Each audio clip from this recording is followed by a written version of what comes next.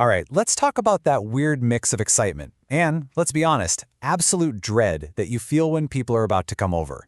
Well, it actually has a name, the Sanctuary Fortress. So we're going to dive into why you might secretly kinda hate having guests and, more importantly, what you can actually do about it.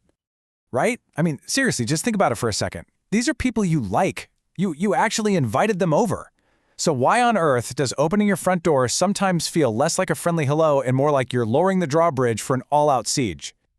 Oh, does this list look a little too familiar? I mean, that pre-guest panic, the frantic cleaning, the stressing out about what you're all going to talk about, and, come on, let's be honest, that secret little countdown in your head until you can finally get back into your sweatpants and just enjoy the silence. If you're nodding along right now, trust me, you are so not alone in this.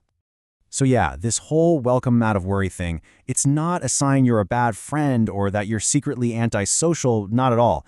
It's actually a clue, a really big one, and it points to this fascinating psychological battle that's happening right inside your own home. Yep, that's exactly it. This isn't some personal flaw you have, it's a really deep fundamental conflict. And it gets switched on the second you hit send on that "hey, come on over" text. And guess what? That conflict actually has a name. We're calling it the Sanctuary Fortress. And once you get this concept, oh man, it's the key to understanding everything. Okay, so here's the big idea in a nutshell. Your home is basically being pulled into completely opposite directions. On one hand, it's your sanctuary, right? Your safe space, your private retreat. But the moment guests walk in, it suddenly transforms into a fortress that you feel like you have to defend from, well, from social chaos.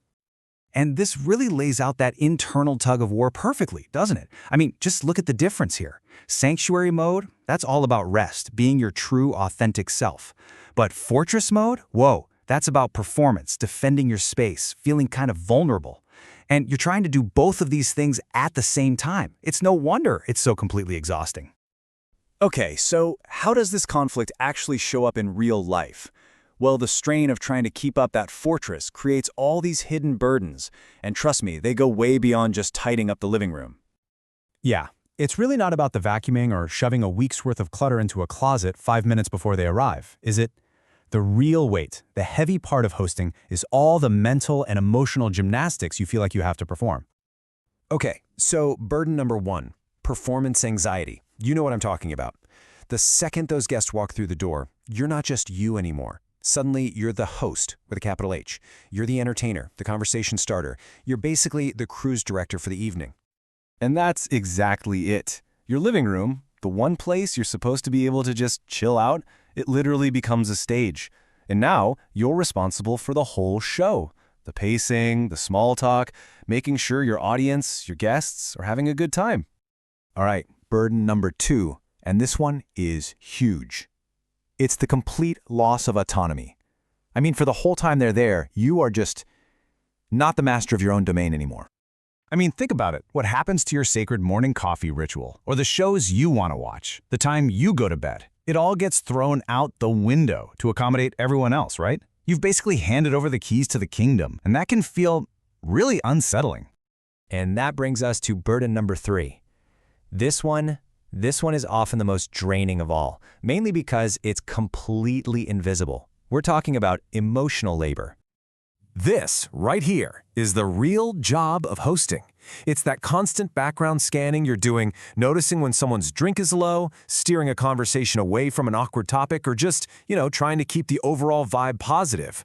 It's this nonstop emotional math problem running in your head, and man, is it exhausting. Okay, so what do we do about all this? Become a hermit? Never have anyone over again? No, of course not. The answer is to redefine what an open door really means to you and to start reclaiming your space in the process. So here's a simple 4-step plan to do just that. First up, acknowledge your fortress. Just admit it to yourself. You need boundaries. That's not selfish, it's just self-preservation, okay? Second, define your terms. Figure out what kind of hosting actually makes you happy. Maybe you're a 2-hour dinner party person, not a 3-day house guest person. And that's totally fine. Third, and this is crucial, communicate those boundaries. A simple, hey guys, I'm an early bird, so I'm probably going to crash around 10, works wonders. And finally, number 4, co-create the experience.